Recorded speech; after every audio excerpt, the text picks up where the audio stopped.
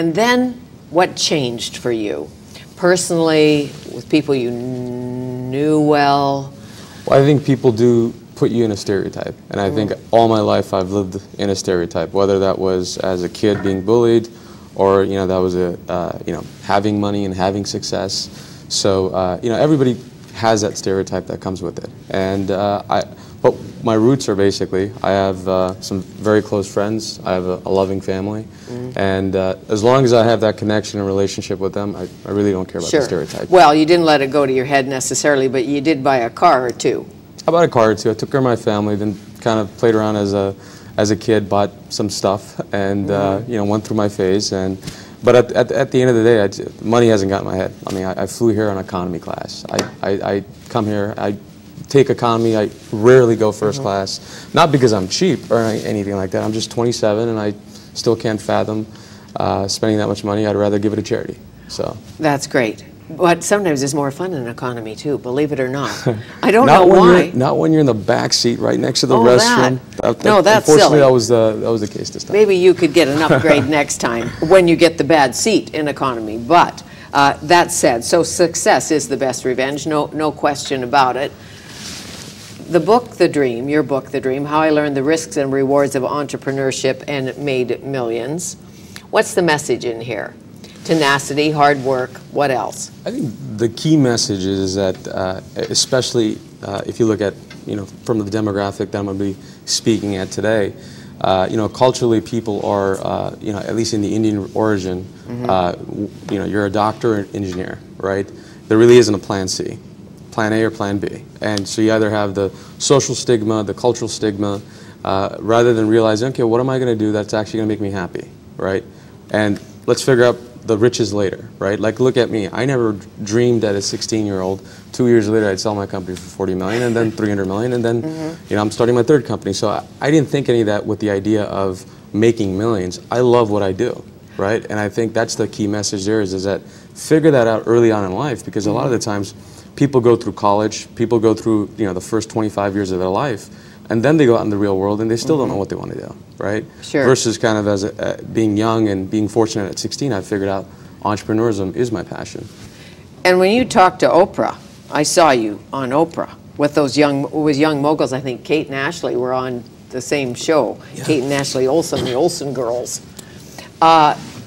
You told her basically that you knew you wanted to work for yourself. You didn't want to work for someone else. You wanted to control your own destiny, if that's ever possible. Yeah, I think, you know, stubborn by nature, I wanted to go ahead and at least blame my success or failure on myself. And that's, I think, probably part stubbornness and part ambition for me to go ahead and figure out that failure is not an option, and regardless of anything, I am going to be successful. And you're going to watch your back, and you're going to pick your battles. Yeah. Obviously. That's right. But what about failure? Because I'm sure when you started, you made a ton of mistakes. Oh, yeah. Well, I'm not sure. Oh, yeah. Did you make mistakes when you started? Every single one that you can imagine. As a 16-year-old, as an 18-year-old, as a 21-year-old, all the key different ages I've done stuff. And I think that's the big difference. I was willingly okay to make a mistake versus kind of, I think, when you become older, you kind of are fearful. Oh my God, should I make that mistake? Should I take that risk? Because a lot of the mistakes I made, I learned a lot from.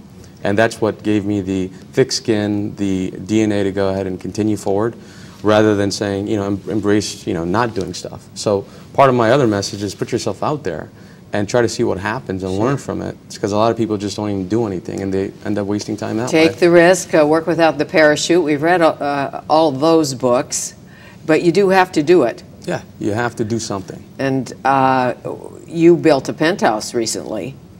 Yeah. That's a perk. That comes with the package, I guess. I mean, hard work, play hard, you know, that kind of stuff. No, I think that's probably the most luxurious thing I've ever spent money on is the place I live. It's really beautiful. Thanks. Well, it looks beautiful in the pictures. When I come for cocktails, we'll figure that out. You're invited anytime. Okay. I just thought I'd throw that out just in case. Who do you trust? When somebody makes a lot of money, anybody, whether you're born to the manor and born with lots of money or you make it yourself, you always have the question in the back of your mind, do they like me because I have millions? Do they like me because it's me? So what's your filter? My filter is this. I've been blessed to actually live this life. I've been blessed to have a great, phenomenal family, and I have great siblings, and I have 5 really great friends.